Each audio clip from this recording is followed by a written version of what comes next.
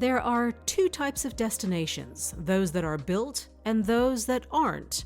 Vocabulary.com defines destination as a noun that comes from the Latin word destinare, meaning determine, appoint, choose. What goes into creating a place that becomes a chosen space to live, to explore, to rest? Where do you even begin? How do you avoid sameness? And what are the crucial building blocks that must be present in order to ensure a destination is one that lasts?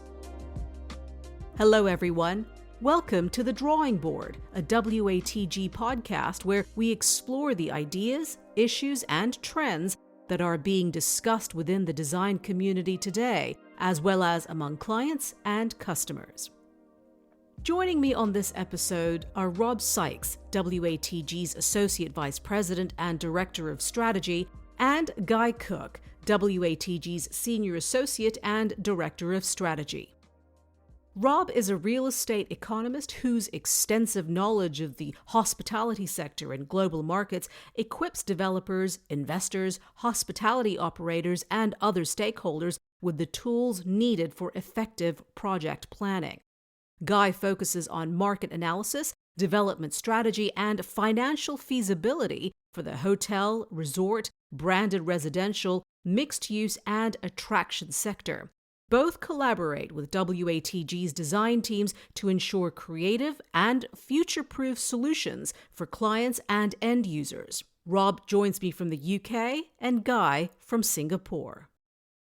I want to start by asking, what are the first and fundamental questions that are needed to be asked and explored when you are presented with a space that is intended to be a destination? I mean, the first thing we need to do, Monita, is understand the client's vision, right? So we'll have a good work session with the client to understand exactly what they've got in their mind, because they've been stewing over these concepts and this what to do with this piece of land for often months or years before they come to us. So we don't want to run roughshod over that. So the most important thing is to understand what their vision is for the site, and then go away and do our own research and go and get our own heads together and make sure we're bringing in fresh ideas and making sure it's market relevant. Guy, do you want to talk about some of the trends research that we do? I think, yeah, Monita, that's often one of the first places we'll start, and perhaps in the kickoff meeting or the early conversations with the client, if we bring to the table a selection of international trends and best practice that we're seeing in the sector, in the space, innovation that we think is relevant for the project, without leading them too far, it often acts as inspiration for a bit of a brainstorm with the clients and helps to ascertain, what they think, what's their taste, and triggers those conversations to kind of help evolve their vision at that early stage. It gets the ball rolling. It helps with the ideation. Often it's a great place to start. What is the definition of a destination in your perspective? I mean, the destination will be a place where the guest feels a real connection to that sense of place, right? And it's amazing how many, it's a phrase that we've become somewhat numb to over the years, but amazing how many clients come to us and in their kickoff will say, we have to have Instagrammable moments, right? They want and we work mostly in resorts as well as urban, but particularly it's true of resort. They want their guests to have those images that they can really relate to. It really defines that project. It defines that destination. It's great for PR and marketing. So it's funny how our design teams almost have to start from identifying those Instagrammable moments within the master plan and then reverse engineer the design to make sure you maintain that. So it's just having those strong identifying features within the resort that connects the guest to that destination sort of instantly through those visuals. What are the building blocks do you think are needed to create and assemble a space like that? It starts off with, really understanding, obviously, the site conditions, the site characteristics, and we work with our design teams very closely when it comes to that, and analyzing the topography and any assets on the site, whether cultural, natural, or whatever. What are those kind of key strengths, those key elements that we can bring either from the site or from the surrounding context that can help to drive that narrative, that story that we can, build upon to create that destination. Secondly, it's looking, of course, at the competitive market and the supply and demand dynamics of the area to make sure that, of course, there is a viable operation that can be made there. Forbes 5 years ago reported that China had created had built some 600 cities since communism was formed back in 1949. 600 cities. And then now we're talking about, hundreds more that are being built in Asia and Africa. How do you have cities compete with the likes of established destinations like London and Hong Kong or Singapore? Yeah, and you look at what they're doing in Saudi with the line and taking totally reshaping what is a city. Yes. I mean, destinations, they sort of ebb and flow in their popularity at that sort of macro level, for sure. Yeah. There's certain cities that are flavor of the month, and then they may fade away and other cities may rise to the top. And a lot of that comes down to the great hotels within them, right? So what makes a destination? The tourism product, as we call it. So it's the hotels, it's the accommodation, it's the visitor attractions. What can you do when you're there? Mm-hmm. It's the F&B. What is the restaurant scene and the bar scene like in that destination? And there's a whole host of other factors. So hotels play a really key role in creating those destinations. Yes, we work at a micro level, at an asset level, but of course, they all sort of combine to create a great destination. I mean, we have a lot of clients that we've worked with over the years that are trying to totally reinvent, reimagine the location in which they're based, and they're like the early mover to catalyze development. We've worked a lot over the years with Temes in the Peloponnese in Greece, which is around, a 3-hour drive west of Athens. So it's out there on a limb, and there hasn't been a whole lot of development, but they've put a huge investment into golf courses, great hotels, fantastic wellness facilities, great kids programming, holiday homes now. So because they've created that destination, they're now able to sell holiday homes off the back of it. So it's really, we work a lot with clients that are trying to reinvent destinations, which perhaps didn't have that original sort of prestige. So in terms of those building blocks you asked about, really, it's that visionary client where we started. We're the strategy team. So having a creative strategy team who will give them market advice and understand development economics, and then adding in the creativity of our dynamic design teams to give the client a sort of market-driven and future-proof development. You mentioned Saudi Arabia, and WATG developed the master plan for the Red Sea project, which is part of Saudi Arabia's Vision 2030 program. The whole idea of having tourism as another engine of income and growth, less of a reliance on oil as income. It's a massive project to create a tourism destination there. What are the challenges that you see, Guy? Well, I think going back to what Rob was saying, it's really creating a destination and the built environment and the accessibility into a place that doesn't have any of that infrastructure in place to date. Undoubtedly got some fantastic and stunning natural assets and a rich, deep culture to build these tourism destinations from.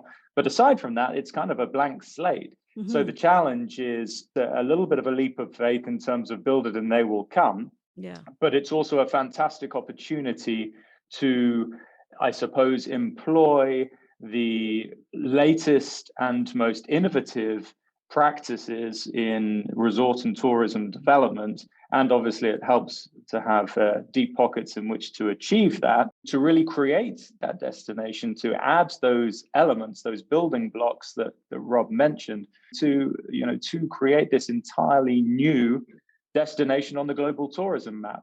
It's a really ambitious project, and it's really exciting to see how it's evolving. So yeah, really looking forward to seeing it come out of the ground. It's a project, Monita, that Guy and I worked on back in 2017 with our master planning colleagues, helping to define the hospitality strategy in terms of how do we break down the keys between different hotel typologies and branded residential, and looking at the different attractions. And we've never worked on a project that's had more opportunities, but also more challenges, right? It's going to be, and they're overcoming them one by one. They've done a fantastic job in securing partnerships with a lot of the best and most innovative hotel brands for these assets within phase one. They've got some fantastic designs for each of those hotels. The bridge is now constructed, but in terms of challenges, it's always been, for the Red Sea Development Company, the environment, number one, right? In the age in which we live, we can't ignore the fact that often in the resort world, hospitality hasn't always had the most positive of impacts on natural environments. Mm-hmm. And they are, I mean, the working title for the Red Sea project back in 2017 was called Pristine. And so that has remained their number one on their agenda, was to sort of preserve the environment as best one can in terms of turtle nesting sites, mangrove, et cetera, et cetera. So I'm sure if you asked anyone from the client side there, they would say, yeah, sustainability and the environment, number one challenge. But then we're also thinking in terms of constructability. So we're working very closely with Bureau Happold. How do we deal with constructability of these unique assets, low-lying islands off of the Red Sea coast? But also operationally, I've had many discussions with the hotel brands. You know, how do we attract the world's hospitality talent over to the Red Sea coast of Saudi Arabia to work and service these numerous hotels? So the client, they're creating fantastic staff villages that really go above and beyond what you would expect to find for hospitality staff in the region. So there's a whole host of major challenges which they're overcoming one by one. We're talking about some 28,000 square kilometers of land here and an archipelago of over 90 islands and lagoons. That's a massive project, right? It is. It really is. Yeah. I mean, you can't get your head around it. So No. phasing. Phasing, but it is also required to be massive in order to have that critical mass of components and concepts, and to justify the huge investment in infrastructure, basic infrastructure, in order to open the destination. Its own airport, for example, bringing these staff accommodation and villages, and the utility requirements and investments from that side that is required. You know, in terms of economies of scale, you kind of need to go big in order to justify that level of investment. How do you avoid sameness? For example, you know, I read in the Telegraph, Qatar has developed this resort that mimics the Maldives, the resorts that you will find in the Maldives. Yeah, it's a really good question. You know, and unfortunately, I really think the tourist is becoming savvier and more demanding when it comes to differentiation of product, but most importantly, authenticity, and ensuring that the destination that they're visiting is fully reflective of the local context and culture. Yeah. And that's a really important part of what we do, and what WATG look to do at the very early stages of any project is what is that essence of local assets, or local culture, or local theme, of local elements that we can make sure is translated through, whether it's into the concept, whether it's into the programming and things to do, or whether it's into the architectural vernacular. It needs to be of the place. And if you're just doing cookie cutter Maldives here, there, everywhere, you know, you need to have an angle, you need to have a differentiator, or else, as you say, why would people go there? And I think increasingly the tourists will expect that authenticity to be shining through. And I guess if you look across the Red Sea up to Sharm el Sheikh and go around on Google Earth, you'll just see horseshoe resort after horseshoe resort, mid-rise. And how do you differentiate? Yeah. And when we're designing resorts around the world, a lot of the work that Guy and I do is setting the brief for the architects. So doing the area schedules. And there are certain things that you should do and certain things you shouldn't do it in terms of scaling a hotel to make the economics work. You can't push things too far before it becomes a real trophy asset and the economics will underperform. But all the magic in terms of differentiation comes through the design process, right? Particularly these days in the interior design and the landscape design. So interiors wise, Guy has been working very closely with our Wimberley interior studio on creating some very forward-thinking F&B concepts that are real standout features of the hotels that we design. And our landscape team too are really sort of capturing the essence of, you know, the zeitgeist of consumers wanting to connect back with nature and what that means for the world of resorts, and creating landscape experiences that are totally different than you would have found in those horseshoe resorts of Sharm el Sheikh that were designed back in the 90s. So a huge amount of creativity, not just in the architecture, but particularly on the interiors and the landscape, which are the parts of the resort that the guest really touches and feels and has that sort of connection with.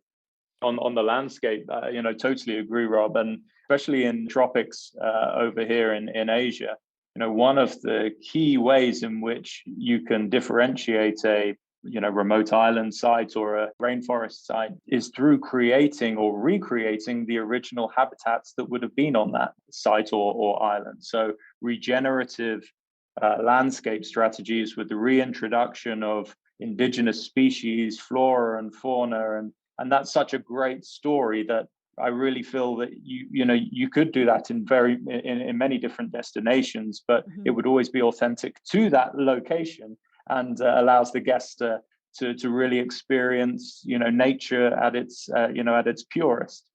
So our landscape team are doing a lot of that, and it's a wonderful part of sustainability and sustainable practice, bringing back what would have been there before but has since been degraded.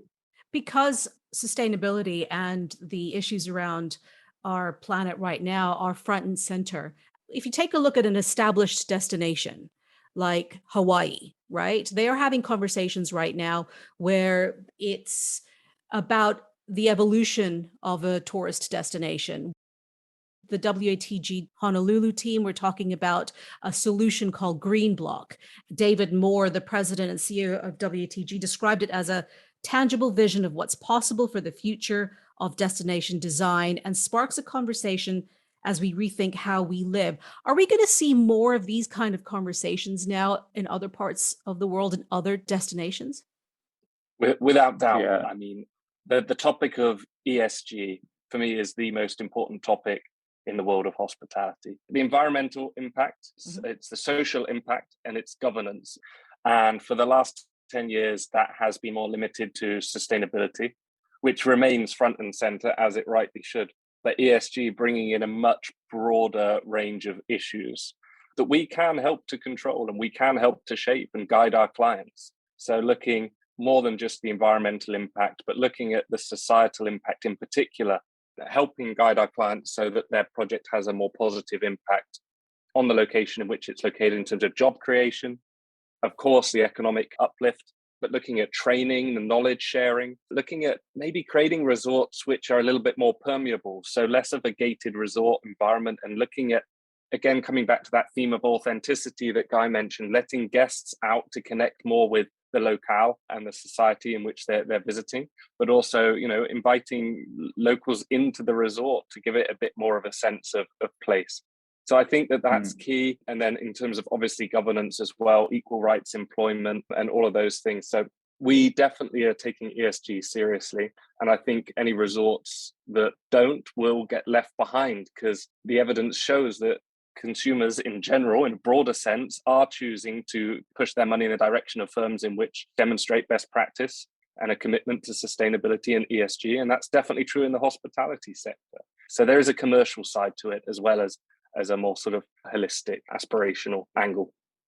When you look at conversations like that are being had, we also have to look at now, perhaps one of the more important elements is in terms of what our priorities are, not just as a user, but as a designer as well, what our priorities are and how have they changed in the last few years? In terms of the consumer, I would say the pandemic has really accelerated a number of the trends we were seeing in the years in the lead up to the pandemic. And in a post-pandemic environment, already we're seeing a major shift in the way that we design and program resort environments. I think one example would be the emphasis on wellness. It's an obvious one, of course, and how heightened our own demands and desires are, and expectations, I should say, when it comes to wellness and wellness experiences. It starts off in our home destinations. If we have tourists coming from Singapore or London or Paris, or the service of the fitness, healthcare, wellness space has improved so much, and the expectations have grown that when people go on holiday and to the resort environment, their expectations are that quality will be there. In fact, they would really like it or expect it to be exceeded. They want to be surprised, but it's a key focus area. And of course, wellness tourism is nothing new, and it's been growing, as I say, for a number of years. And there's some fantastic products in the market, whether it's Six Senses or over here Banyan Tree or Chiva Som on the more medical side. It isn't anything new. But now, when we're approaching any luxury resort development, we have to take a much more holistic view about wellness and what are the experiences on offer.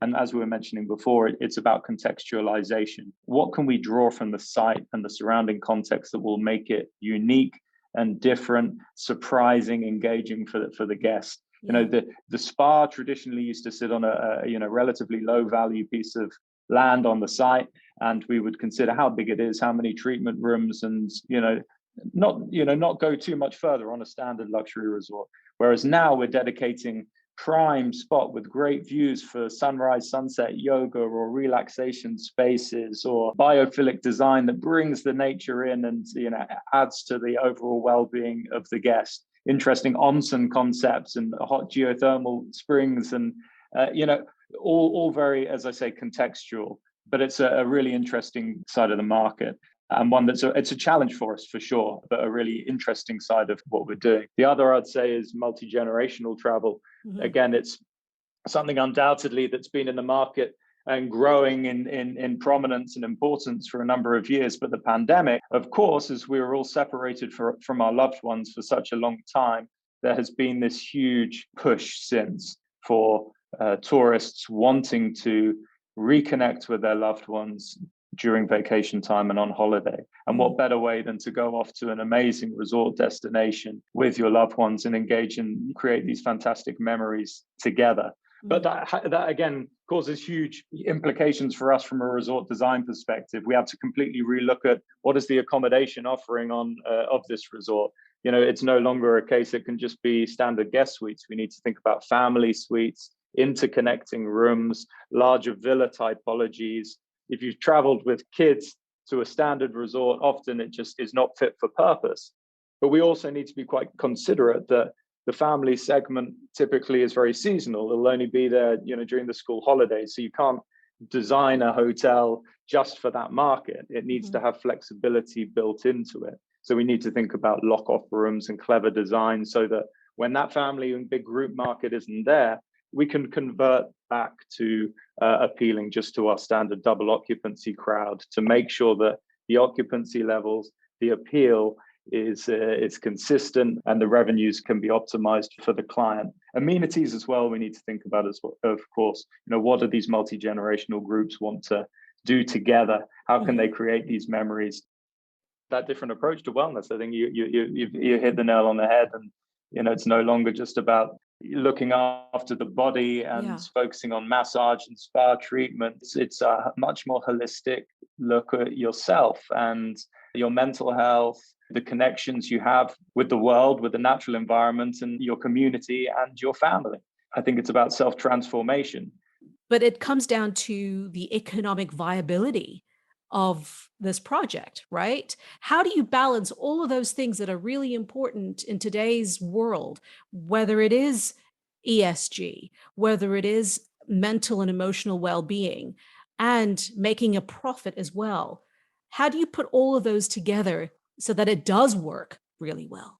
You're right, Monita. If we pulled all of our, most creative ideas into a pot and gave them to a client, the project would likely be unviable, right? We can't have, the whiz-bang spa concepts and multiple outrageous F&B concepts and crazy over-the-top kids clubs and still get their IRR where it needs to be. So we have to balance it. We are sensible. Spas in particular, they're incredible pieces of expensive pieces of kit to install. And it was the go-to response back in the early 2000s or mid 2010s. But particularly today when construction costs are just inflating by the day, we have to think very cleverly about how we can create that strong wellness offering, but without spending crazy money on a 3,000 square meter spa. And that again comes back into the landscape. How can we use the outdoor areas? How can we create pop-up treatment cabins, wellness paths, holistic gardens? Maybe we can flex up our treatment room provision in the peak season through cabanas in the landscape. So trying to be clever about how we deploy our CapEx. In terms of us setting the brief for the hotel, we've always got to make sure that the guest rooms, which is where you make most of your money and also most of your profit, because the operating expenses are relatively lower. You need to make sure that represents a good proportion of your overall buildable area, right? So you don't want to end up with a resort where the guest rooms are only 40% of your gross floor area and all of the trimmings are the 60%. No. So we need to not forget that rooms are front and center in terms of the economics, but in terms of how we position it from a visitor experience, a guest experience, it's often those added extras that need to come to the fore.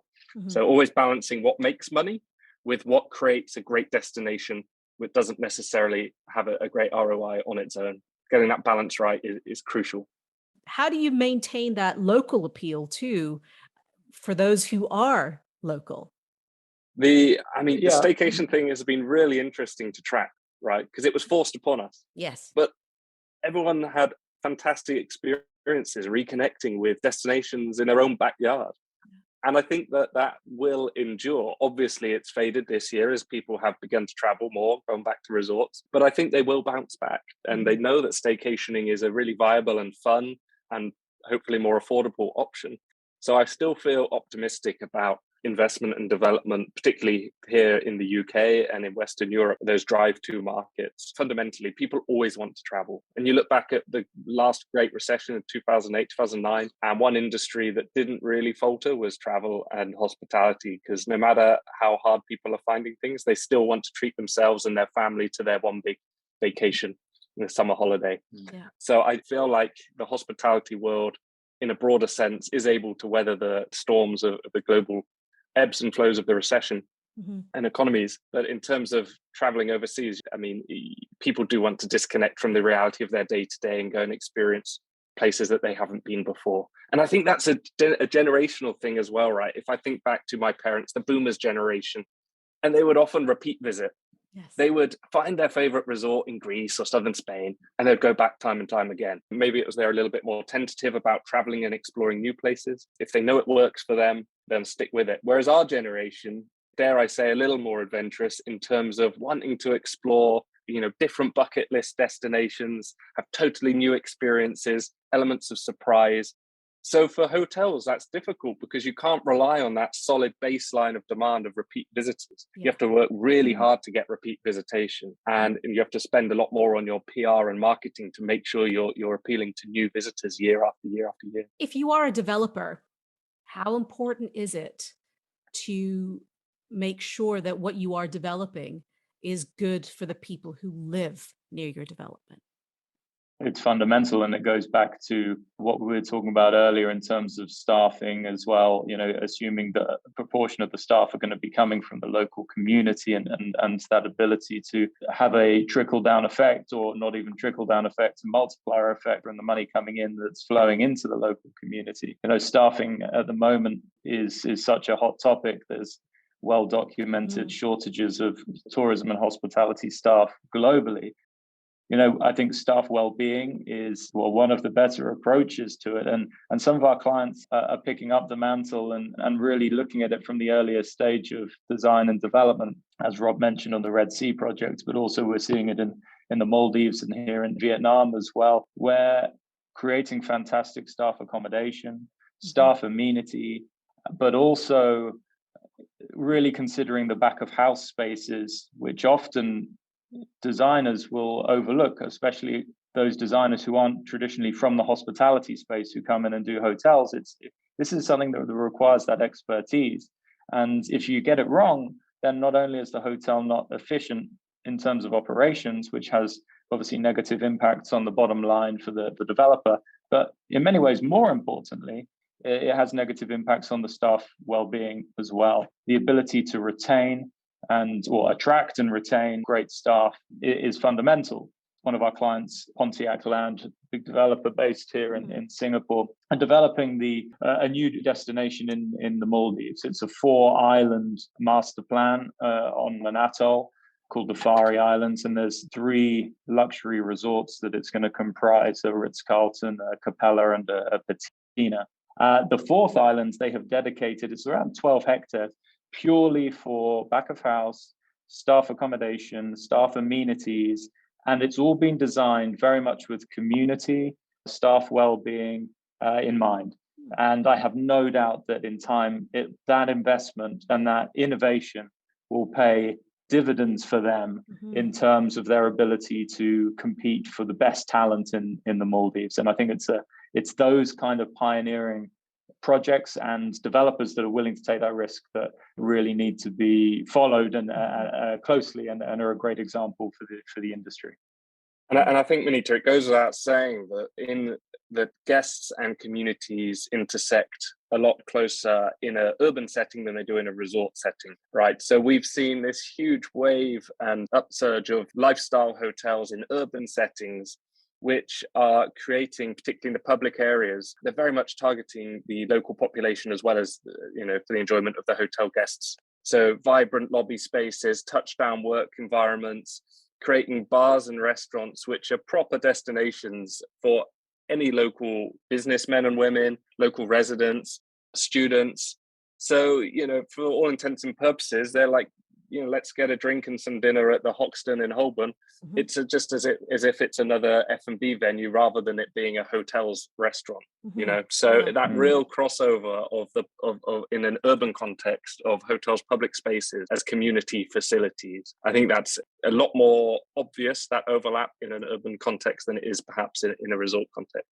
One of the great challenges will be how to create that same sense of community in a resort setting, in a remote resort setting where you don't have the local population necessarily to fill the public areas and to create that sense of animation and community. And one way I think that will really help that going forward is this new notion of hybrid working, work from anywhere, longer stays, digital nomads. And it's going to be in their interests, these brands, as they move into the resort space, to really appeal to those longer stay guests. So you forge that sense of community. You may see subscription models. A word that I often rebel against is realistic. Be realistic, or you have to think of the reality of the world today, or the realities of the world today. So I asked this question with some trepidation. How do you balance optimism with realism? Yeah, Monita, you're talking to two real estate economists here. So we are the biggest realists in the building. I know. So sorry about that. But it's our biggest challenge professionally, working within a design firm that inherently works with the most visionary clients in the world in terms of hospitality development. We have to sometimes suspend disbelief and try and find that balance. We have to push ourselves because often we're not always right, but we have to give pragmatic advice. We have to think about things in terms of CapEx. So when our design colleagues want to design 50-meter cantilevered glass bottom swimming pools, you have to put your hand up and say, hang on a minute. So, but no, we do try and find that balance. It's to the magic of the design and the creativity and the innovation, but also balancing the economics of it. And that's what gives us credibility. That's why our clients come to us, because we do give them something that's buildable, that's developable, but it does push the boundaries conceptually as well. And then we look at the macroeconomics and we monitor very closely for the company, for the board, as well as for our clients, with the ebbs and flows of GDP growth and the flows of money geographically. Where's investment going? What are the big sort of black swan events that might be on the horizon? Largely speaking, whilst all of that is, of course, very important at the moment, inflation and interest rates, when it comes to these projects, we're talking 5 years out at least before they open their doors, right? So a client comes to us, it's probably 5 years before they're able to open doors. By the time they go through the feasibility, the design, get the permitting, construction, it's easily a 4 to 5 year process. So who's to say what the state of the market and the economy will be in 5 years' time? So we are able to suspend disbelief sometimes and take a slightly more optimistic stance. Otherwise, we would be very much seen as the naysayers, which we don't want to be. What kind of destinations excite you? And what locations do you see there to be a lot of growth in the next decade? Should we start with you, Guy? Where I'm based in Singapore, we have access to just a fantastic region that is so much opportunity for fantastic tourism experiences. We're working a lot in Vietnam at the moment, and if there's a place that I have been just consistently surprised by the depth and breadth of the tourism experiences on offer, both in terms of the natural environment and the diversity of natural environment and the cultural environment and the diversity there, both in the urban and in the coastal and mountain It just goes on and on and on. It really is phenomenal. And it's a very exciting time. We're seeing a shift and growing demand amongst the clients to really look at what they have in terms of the cultural aspects, and starting to look at that and think, how can we really weave that into our destinations, which is, of course, music to our ears. Oftentimes, when we're first working in more emerging destinations, there is a desire to copy the more advanced destinations and just do copy paste. There's a missed opportunity to really look at, okay, no, wait, what have we got here? What's the essence of this place? This is the gold here. You've got these fantastic elements that can be brought into this destination. And we're really starting to see that shift now. So there's some really exciting concepts popping up as a result of that. And it takes this long relationship building with our clients, with our long-standing clients, to go through this process to, in some ways, convince, in some ways, show proof that this is the right way to go. And it's a really exciting time in that regard. What about you, Rob? Well, for me, it will be the Mediterranean. And the reason being that through the 80s and particularly the 90s, there was a wave of development. All of the best sites in Spain, in the Balearics, around southern France and Italy, and the Algarve were built out by local developers. They were projects that were of a time. They were regionally owned. And now they're a little tired, but they're in the best locations. They're on the best beaches, the best views. And we're at a point where international money funds are coming in and able to purchase these fantastic sites and reinvent these assets. And we're having a lot of fun in our London office working on these renovation and repositioning strategies, because the number of new build sites in prime locations in the Mediterranean are few and far between now. Yeah. And permitting is much, much harder to achieve than it was back in the day. So the opportunity for me lies in acquiring these tired assets in the best location and creating something truly special. So that requires a really collaborative approach between us as strategists, to work alongside our architects, the landscape team and the interiors team, to really reinvent these properties into something that's much better attuned to today's and tomorrow's guest expectations. One other area that I think we're all seeing post-pandemic in particular which is really exciting, is the off-grid destination.